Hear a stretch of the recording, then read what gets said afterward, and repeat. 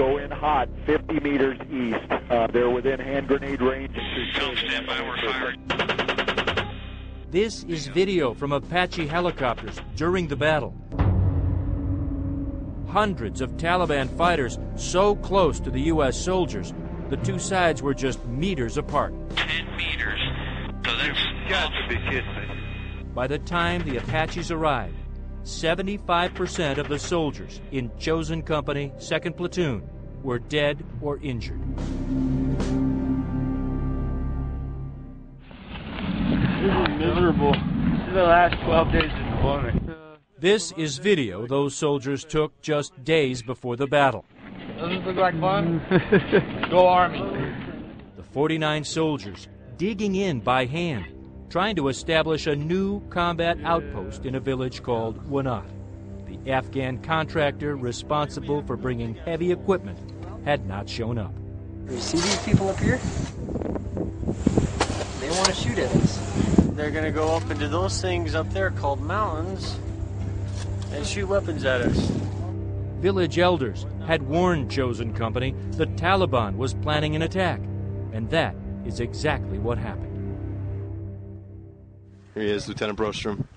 Jonathan Brostrom was the unit's platoon leader. And on his last trip home, a surprise visit for Mother's Day, he told his father about one last mission in Afghanistan, a mission he was worried about. They were moving out of a place called Bella, Cop Bella. That's where he was spending most of his time. And they were going to move down to a location which he didn't disclose. That location was just down the valley at Wanat. He was worried about it. You know, he said, Dad, they're going to follow me. This is a bad situation. They're going to follow me, meaning? Well, the insurgents would follow him. And I said, son, don't worry about it. You know, you're in the Army. You'll be okay. Videos Jonathan brought home with him, though, showed everything in that valley was not okay.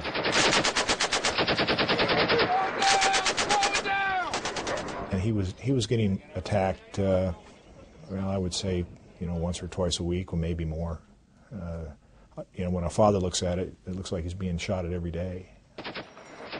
So I asked him a whole bunch of things. You know, how far away is your battalion headquarters, your company? How often do your commanders come around and see you?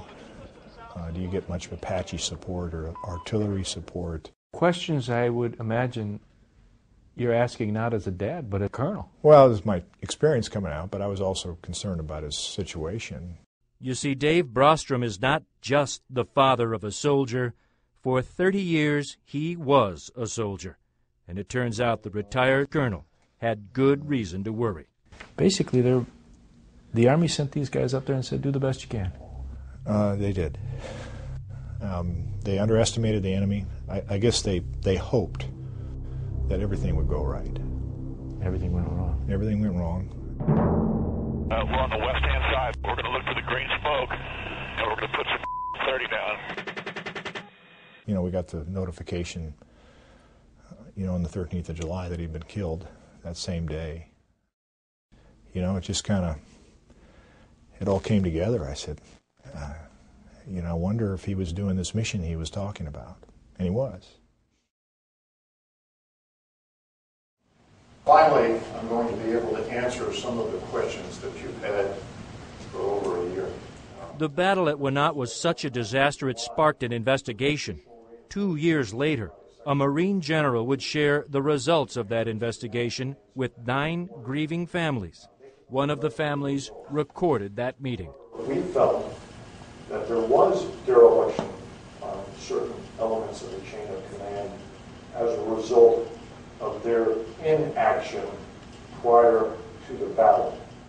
Marine Lieutenant General Richard Natonsky found 3 officers had been negligently distracted. The company commander, the battalion commander, and the brigade commander had not adequately planned the operation.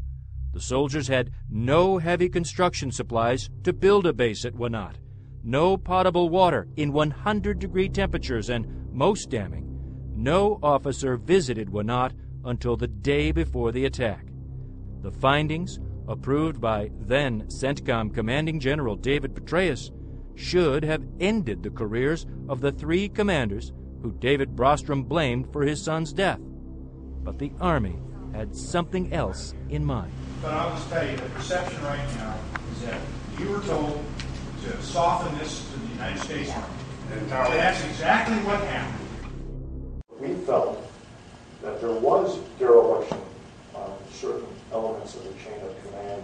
A 3-star Marine Lieutenant General had just explained to the families of 9 dead soldiers that the officers responsible for the troops at Wanat did not do their jobs.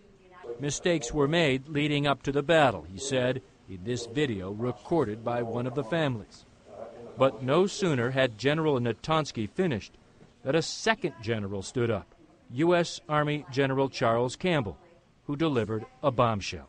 And I informed the Secretary of the Army of the action that I took and my determination that the officers listed in the report had exercised due care in the performance of their duties.